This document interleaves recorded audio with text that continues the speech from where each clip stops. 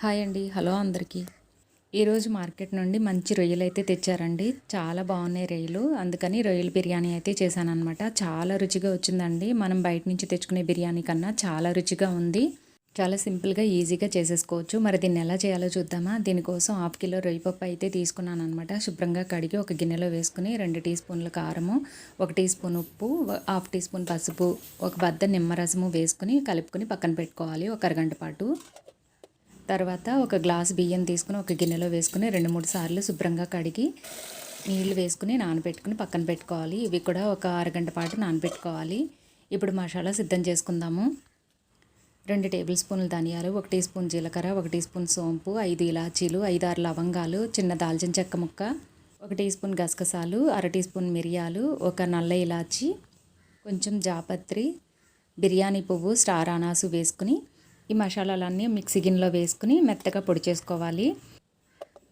ఇలా పొడి చేసుకున్న తర్వాత 2 ఇంచుల అల్లం ముక్క, కొన్ని వెల్లుల్లి రెబ్బలు వేసుకుని వీటిని కొంచెం నీళ్ళు వేసుకుని ఇలా మెత్తగా పేస్ట్లా చేసుకుని పక్కన పెట్టుకోవాలి. ఇప్పుడు స్టవ్ మీద గిన్నె పెట్టుకుని ఆయిల్ వేసుకుని ఆయిల్ హీట్ అయిన తర్వాత నెయ్యి కూడా వేసుకుని నెయ్యి కరిగిన తర్వాత హోల్ గరం మసాలా వేసుకుని అవి కాస్త వేగిన తర్వాత ఒక పెద్ద సైజు ఉల్లిపాయ ఇలా పొడవుగా కట్ చేసుకుని వేసుకుని దోరగా వేయించుకోవాలి. ఇలా వేగిన తర్వాత ఒక 5-6 పచ్చిమిరపకాయలు ఘాట్లు పెట్టుకుని వేసుకుని అలాగే 2 మీడియం సైజు టమాటాలు ఇలా ముక్కలుగా కట్ చేసుకుని వేసుకుని టమాటా ముక్కల్ని మెత్తగా మగ్గించుకోవాలి.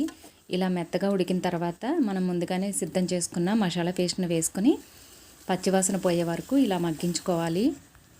ఇలా మగ్గిన తర్వాత ఈ మసాలా పేస్ట్కి సరిపడా ఉప్పు, కారం, పసుపు వేసుకోవాలి. అంటే మనం రొయ్యల్లో వేసి ఉన్నాం కాబట్టి ఇప్పుడు మ్యాగ్నేట్ చేసి ఉంచుకున్న రొయ్యలను కూడా వేసుకుని ఒక 5 నిమిషాల పాటు మగ్గించుకుని కొన్ని నీళ్లు వేసుకుని మూత పెట్టుకుని ఉడికించుకోవాలి. ఇలా ఉడికిన తర్వాత 2 గరిటెలు కమ్మటి పెరుగు వేసుకుని ఒకసారి మొత్తం అంతా కలుపుకొని అలాగే కొంచెం పుదీనా, కొత్తిమీర కూడా వేసుకుని దీన్ని మొత్తం అంతా ఒకసారి మంచిగా కలుపుకొని మూత పెట్టుకుని ఆయిల్ పైకి తేలే వరకు ఉడికించుకోవాలి. చూడండి ఇలా ఉడికిన తర్వాత మనం ముందుగానే నానబెట్టి ఉంచుకున్న బియ్యాన్ని కూడా వేసుకుని బియ్యానికి మసాలా మొత్తం పట్టేలాగా ఒకసారి కలుపుకొని ఒక గ్లాసు బియ్యానికి గ్లాసున్నర నీళ్లు పక్క బర్నర్ మీద పెట్టుకుని మరిగించాను. ఇలా వేడి నీళ్ళు వేసుకుని మొత్తం అంతా ఒకసారి కలుపుకొని ఉప్పు చెక్ చేసుకుని ఉప్పు సరిపోకపోతే కాస్త ఉప్పు వేసుకుని పుదీనా, కొత్తిమీర కూడా వేసుకుని మూత పెట్టుకుని ఇలా ఉడికించుకోవాలి. చూడండి ఇలా నీళ్ళన్నీ ఎగిరిపోయిన తర్వాత ఒకసారి కలుపుకొని మూత పెట్టుకుని మరో 5 నిమిషాల పాటు లో ఫ్లేమ్లో పెట్టుకుని ఇలా ఉడికించుకుని స్టవ్ ఆఫ్ చేసుకుని ఒక 5 నిమిషాల పాటు అలా వదిలేసేయాలి. అంతేనండి, ప్రాన్స్ బిర్యానీ రెడీ అయిపోయింది. చాలా పొడి పొడిగా చాలా రుచిగా వచ్చిందండి. చాలా బాగుంది. వీడియో నచ్చితే లైక్ చేయండి. అలాగే మన ఛానల్ని సబ్స్క్రైబ్